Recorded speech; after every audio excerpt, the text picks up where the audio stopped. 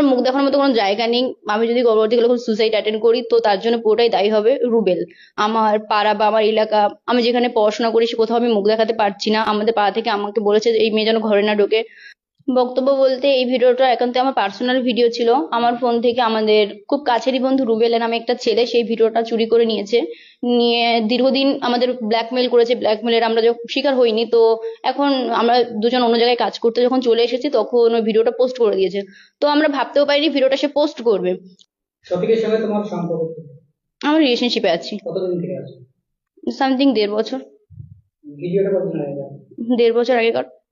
আমি আপনাদেরকে আবার অনুরোধ করছি যে ভিডিওটা আপনারা আর কেউ পোস্ট করেন না, আর আপনাদের ফোনে থাকলে ভিডিওটা ডিলিট করে দেন। আর আমাকে কেউ ইনস্টাতে এবং ফেসবুকে বাজে বাজে কমেন্ট করবেন না, আর কোলাবোরেশন তো করবেনই না। আমার নিজেরই খারাপ লাগছে ভিডিওটা, কারণ আমি তো ভুল করেছি। আর আপনারাও আমার এই ভিডিওটা বেশি বেশি করে শেয়ার করে ভুল করছেন। হয়তো আবার আপনারা এই ভিডিওটা নিয়ে রোজ করবে, যে বলবে তুই ভিডিও পোস্ট করেছি, তো আমরা তো বলবোই, আমরা তো ভিডিও পোস্ট করবে। আপনারা অনেকেই বলছেন।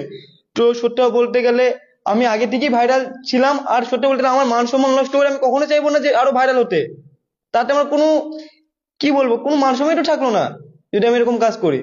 কারণ নিজের ইচ্ছে মান সম্মান নষ্ট করবো, এটা কখনোই করবো না। যেহেতু ভিডিওটা করেছি, আমি ভুল করেছি, আমার লাইফে যদি বড় ভুল হয়ে থাকে সব থেকে, তাহলে এটাই আমার লাইফে সব থেকে বড় ভুল। আর আপনারা এরকম ভুল আমার কখনো দেখতে পাবেন না। তাই আপনাদেরকে অনুরোধ করছি আপনারা বাজে কমেন্ট কেউ করবেন না। তো বলতে গেলে আমি আমার একটা আইডিতে আমি ভিডিওটা করে ছেড়েছি, আর জানিয়েছি যে ভিডিওটা কিভাবে পোস্ট হয়েছে। তো আমি আরেকবার বলছি যে আমরা দুজন শুট করছিলাম এবং রুবেল ভাই ছিল। তো তাকে আমরা অনেক বিশ্বাস করতাম, ভাই মনে করতাম। তো আমার ফোনে ভিডিওটা ছিল না, আমার গার্লফ্রেন্ডের ফোনে ভিডিওটা ছিল। তো সে ফোনটা রুবেলকে দিয়েছিল এবং আমার ফোনটা রুবেলকে দিয়েছিলাম। আর রুবেল আমাদের ফোনে পাসওয়ার্ড জানতো। তো সে ভিডিওটা নিয়ে নেয়, নিয়ে নেওয়ার পরে আমাদেরকে কন্টিনিউ ব্ল্যাকমেল করে। ব্ল্যাকমেল করার পরে একসময় এতটা রাগ হয়ে গেছিল, ভেবেছিলাম বাড়ি আসার পর আর ফোনই তুলবো না।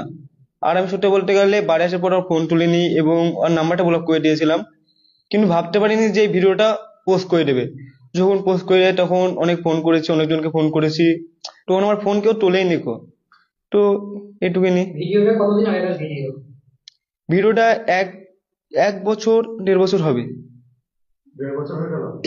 তখন পোস্ট না, না 1 বছর করে আগেকার। এতদিন পরে পোস্ট করছি, এর মধ্যে কি কোনো পোস্ট করছে বলতে গেলে আমার এর আগে একটা ঘটনা ঘটেছিল।